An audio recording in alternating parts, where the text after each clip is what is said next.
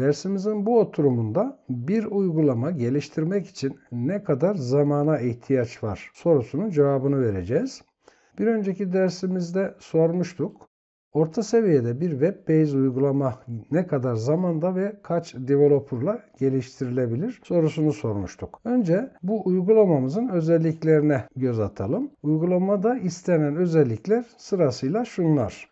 Sayfalara menülerle ulaşılsın. Bilindiği üzere web tabanlı uygulamalar sayfalardan oluşur. Dolayısıyla bu sayfalara da menülerle ulaşılsın şeklinde bu özelliği sağlasın. İkinci olarak uygulamamızda dashboard yani gösterge paneli olsun. Kayıt ekleme, güncelleme, silme yani CRUD işlemleri, create, update ve delete, insert işlemleri yapılabilsin. Her kolona göre filtrelemeler yapılabilsin. Filtrelemeler ve aramalar dinamik olarak yapılabilsin. Bu özelliği de sağlasın uygulamamız.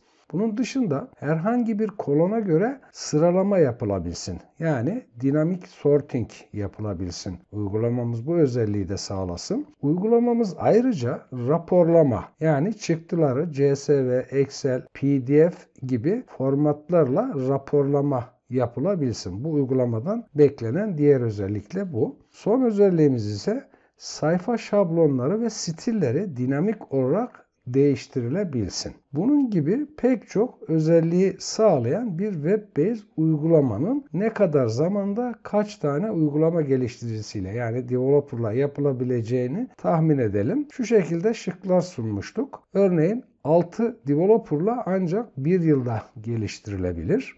İkinci seçenek 10 uygulama geliştiricisiyle 6 ayda geliştirilebilir. Üçüncü seçenek ise sadece bir developer'la ve sadece 10 dakikada geliştirilebilir. Bu C şıkkı oldukça iddialı. Bu ve daha bunun dışında yazmadığımız buraya pek çok özelliği sağlayan bir web tabanlı uygulama bu şıklardan hangisiyle doğru cevap hangisidir? Hangisiyle geliştirilebilir şeklinde sormuştuk. Şimdi oldukça iddialı olacak ama Oracle Apex ile bu özellikleri sağlayan web tabanlı bir uygulama sadece bir uygulama geliştiricisiyle 10 dakikada geliştirilebilir. Bu oldukça iddialı bir cevap oluyor burada. Fakat Oracle Apex yani Application Express aracıyla bu ve daha buraya yazmadığım pek çok özelliği sağlayan web tabanlı bir uygulama geliştirilebilir. 10 dakikada sadece bir uygulama geliştiricisi bu işlemi 10 dakikada gerçekleştirebilir. Şimdi uygulamamıza geçelim. Şu anda 3 dakika kadar oldu. Bundan sonraki kısımda saatlerinizi tutabilirsiniz. 10 dakikadan da daha kısa sürede bu uygulamayı geliştireceğiz.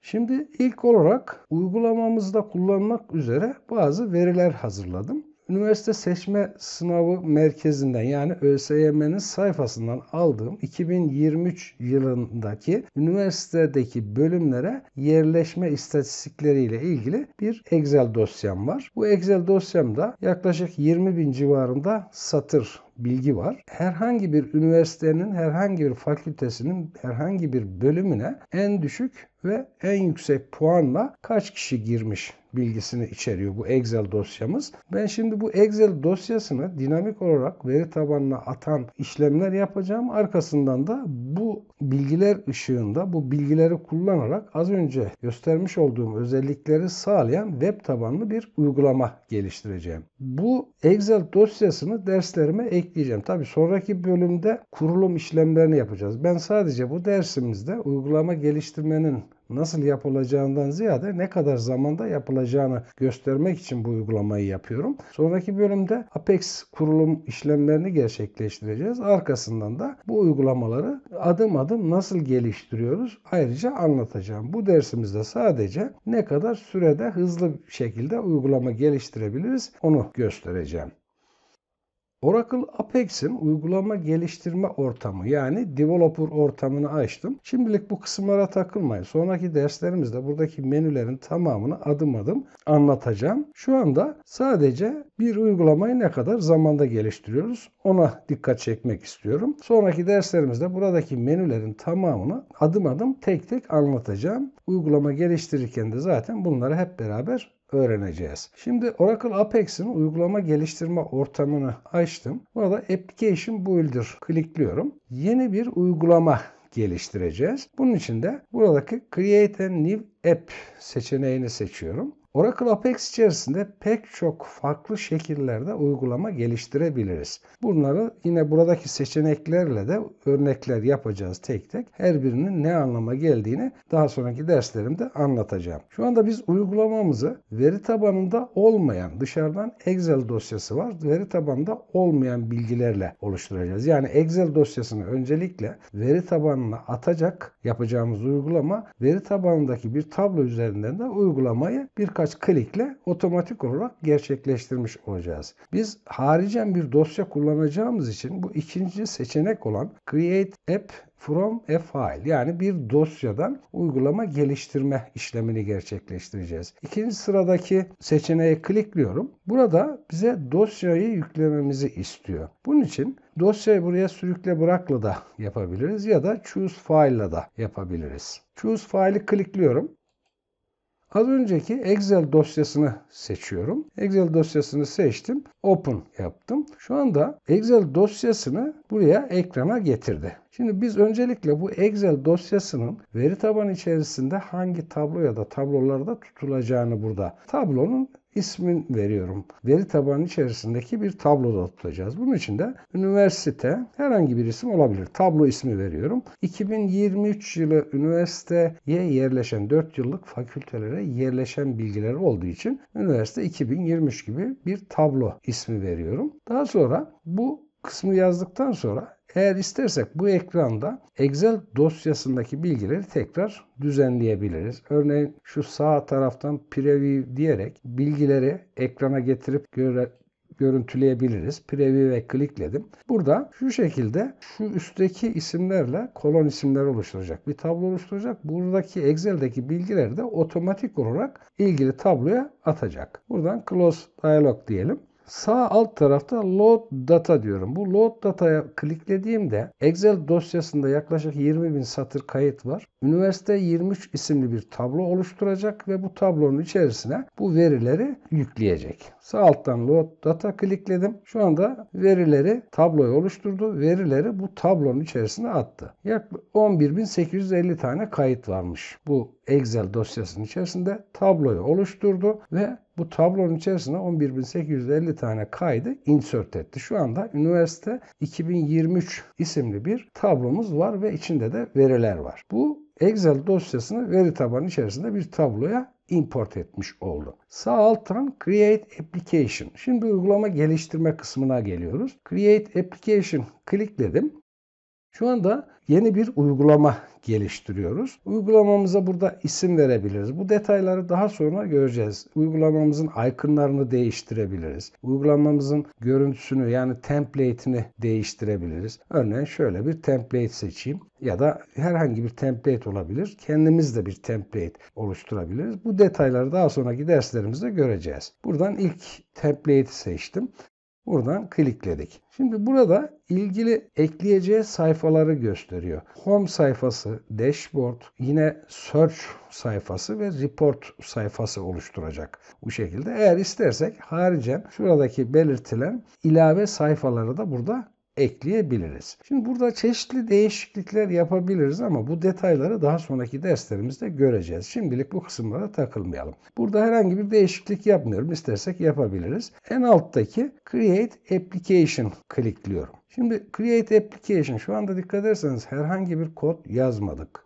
Sadece birkaç klikle hem verileri veri tabanında bir tabloya insert etmiş olduk hem de 2, 4, 6, 7 sayfadan oluşan bir uygulama geliştirmiş olduk. Web-based uygulama. Şimdi bu uygulamamızı çalıştıralım, bir görüntüsünü görelim. Bunun için Run Application klikliyorum. Bize login sayfasını getirdi. Buradan username ve password'ümüzü yazıyoruz. Buradan sign in yani bağlanıyoruz. Burada şifreyi sanırım yanlış yazdım. Developer 1, şuradaki şifreyi galiba yanlış yazdım. Şifresini yazdım. Tekrar burada şu anda uygulamamız çalıştı. Şimdi uygulamamızı şu şekilde baktığımızda ilk gelen sayfa dashboard sayfası. Menü burada sağ tarafta dikkat ederseniz menüler oluşturdu. Örneğin Home sayfamız burası. Dashboard sayfasına kliklediğimizde burada dikkat ederseniz otomatik olarak grafik halinde döktü. Yani burada program koduna göre yerleşenler, üniversite 4 yıllık fakülte bölümlere yerleşenleri gösterdi. Üniversitelerin türleri, vakıf üniversitesi, kamu üniversitesi ya da Kıbrıs'taki üniversiteler şeklinde burada dinamik şekilde grafikler oluşturdu. Bu grafikleri de biz istediğimiz zaman değiştirebiliriz. Şu şekilde sadece görüntülü şeklinde bakalım. Bu kısım dashboard kısmı oldu. Yani gösterge paneli. Şimdi bu ilk sayfa, ikinci sayfaya klikleyelim. Üniversite 2020 Search. Tabi bu isimlerin hepsini menüleri değiştirebiliriz. Yukarıda dikkat ederseniz hangi kullanıcıyla bağlandıysak o kullanıcıyı gösteriyor. Bunları geliştireceğiz. Navigation bar kısmı, bu kısımda Navigation menü kısmı. Şimdilik bu kısımlara çok fazla takılmayalım. Burada dikkat ederseniz şurada bir filtre sayfası oluşturdu. Biz istersek buradan filtreleyebiliriz. Şu sağ tarafta rapor sayfası. Örneğin sadece devlet üniversitelerini gösterdi dediğimiz zaman sağ tarafı dinamik olarak bize gösterecek. Örneğin devlet üniversitelerindeki sayısal bölümler şeklinde göster dediğimizde sadece devlet üniversitelerindeki sayısal bölümleri göster şeklinde burada gösteriyoruz. İşte program kodlarına göre ya da buradaki bölümlere göre ya da kontenjanlara göre filtrelemeler yapabiliriz. Örneğin mühendislik fakültesi. Şimdi yukarıdan aşağı filtrelere dikkat edersek devlet üniversitesinde sayısal puanla alan bölümleri burada gösterdi. Örneğin mühendislik fakültelerini göstersin diyebiliriz. Bunların hepsi dinamiktir. Şu şekilde tekrar filtreleri kaldırabiliriz. Sadece isimle de arayabiliriz. Örneğin bilgisayar mühendisliklerinin listesini göstersin bana. Enter yaptığımızda bilgisayarı yazamamışız şurada. Sayar şeklinde yazdığımızda sadece bilgisayar mühendisliklerine girilen bölümleri gösterdi burada sağ tarafta. Bu kısım rapor sayfası şeklinde. Yani normal isimle de arayabiliyoruz ya da buradaki türlere göre de filtreleyebiliyoruz. Örneğin burada en küçük puana göre ya da en büyük puana göre sıralama yapabiliriz. Bunu sadece bir klikle. Buradan kliklediğimde en küçük puana göre yerleşenler. Örneğin burada sanırım bu Devlet Bolu Abant. Şöyle aşağıya doğru bakalım. En küçük puandan en yüksek puana göre. Buradan şu şekilde sıralayalım. Daha büyükten küçüğe doğru. Örneğin bilgisayar mühendisliğinde buradaki yazan üniversitede 552 puanla girilmiş. İkinci sırada İhsan Doğramacı Üniversitesi 42 kişi yerleşmiş 549 puanla şeklinde. Buradaki herhangi bir kolona göre sıralama yapabiliriz. Bu kısım tamamen dinamik şekilde oluşturulmuş oldu. Buradaki bilgiler. Bir de şimdi şu kısma bakalım. Report kısmına kliklediğimizde buradaki sadece rapor kısmını gösteriyor. Örneğin uygulamamızda bizden yeni bir kayıt oluştur, yani kurut işlemleri, create, insert, update, delete işlemlerini de yapabilsin, özelliklerini sağlasın demiştik uygulamamız. Örneğin burada şu sağ üst taraftaki create'e kliklediğimizde yeni bir menü açılacak. Biz buraya yeni bilgiler girebiliriz. Ya da var olan bir bilgiyi güncellemek istersek buradan kliklediğimizde güncelleyebiliriz. Bu şu developer panel'in altında kaldı. Alt tarafta delete kısmı var. Ya da değişikliği saklayabiliriz. Ya da cancel butonumuz var. Bu ekranları tamamen kendimiz sonra bunları özelleştirebileceğiz. Biz sadece şu ana kadar herhangi bir kod yazmadan birkaç klikle bu işlemlerimizi gerçekleştirdik. Örneğin bu menüyü dinamik olarak bu görüntüyü değiştirebiliriz. Yani template ve stilleri değiştirebiliriz buradan. Burada customize kısmından tema roller kısmına gelip buradan istersek bu görüntüyü değiştirebiliriz. Örneğin Vita Dark şeklinde seçtiğimizde artık uygulamamız farklı bir renkte olur. Bunları tamamen dinamik olarak yapabiliriz. Örneğin başka Vita Red şeklinde menülerimizi dinamik olarak değiştirebiliriz. Buradaki her bir kısmı özelleştirebiliriz. Bu işlemleri bu şekilde de yapabiliriz. CSS ile de yapabiliriz. Tabi daha sonraki derslerimizde yeri geldikçe CSS ve JavaScript'lerle ilgili de küçük uygulamalar yapacağız ama şu anda bizim yaptığımız işlem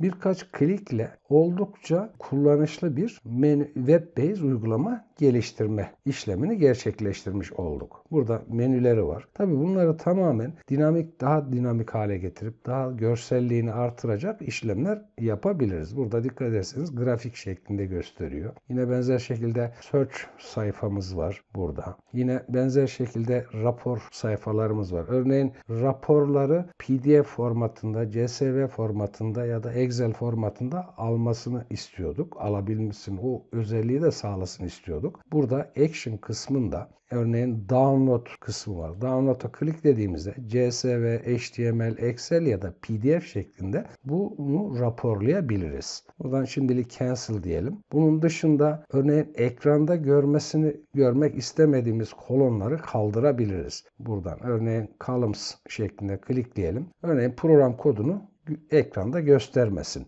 Bunu alalım, bu tarafa atalım. Apply dediğimizde program kodunu bu ekranda göstermeyecek. Örneğin bunun dışında bu kontenjan ya da puan türü kontenjan kısmını görmek istemiyoruz. Raporumuzda olmasın istersek buradan yine columns seçip buradan hangisini demiştik? Kontenjan kısmını demiştik. Örneğin kontenjan G'ye, genel yerleşim anlamında. Bunu da klikleyelim. Apply dediğimizde dikkat ederseniz yine kontenjanı da burada kaldırmış olduk. Yani raporu biz tamamen kendimiz özelleştirebiliriz. Bu şekliyle Action kısmından yazıp örneğin burada raporu save edebiliriz. Yine download edebiliriz. Formatlarını değiştirebiliriz. Buradaki ekranları. Bunların tamamını dinamik olarak yapabiliriz. Dikkat ederseniz biz burada birkaç klikle herhangi bir kod yazmadan bir web-based uygulama gerçekleştirmiş olduk. Tabii daha profesyonel hale getirmek için bunların üzerinde çalışıp işte CSS'lerle, JavaScript'lerle bu uygulamamızı daha profesyonel hale getirebiliriz. Fakat şu haliyle bile oldukça kullanışlı bir web-based uygulama geliştirmiş olduk. Evet, dersimizin bu oturumunda şu anda yaklaşık 20 dakika kadar oldu. Tabii bu konuşurken o 10 dakikalık süreyi geçmiş olduk. Aslında 10 dakikada daha az bir sürede böyle bir uygulamayı gerçekleştirmiş olduk. Bunu da bu dersimizde görmüş olduk. Evet, bu dersimizde tabii sadece ben Oracle Apex ile ne kadar hızlı bir şekilde uygulama geliştirebileceğimizi gösterdik. Tabii burada bu Oracle Apex ile geliştirdiğimiz bu uygulamayı çeşitli ayarlar yaparak bunu mobil ya da desktop yani cep telefonlarında çalışacak şekilde cep telefonlarının ekranına sığacak şekilde de birkaç klikle birkaç ayarla yapabiliriz. O işlemleri ileriki derslerimizde göreceğiz. Ben bu dersimizde sadece Oracle Apex ile ne kadar hızlı bir şekilde uygulama geliştirilebileceğini göstermiş oldum. Sonraki bölümde Oracle Apex kurulum işlemlerini gerçekleştireceğiz. Daha sonra da adım adım farklı şekillerde web-based, mobil ve desktop uygulamalar nasıl geliştiririz hızlı bir şekilde onları adım adım göreceğiz. Bir sonraki dersimizde Oracle Apex çalışabilmemiz için neler gerekiyor, hangi kurulumları yapmamız gerekiyor bu işlemleri gerçekleştireceğiz.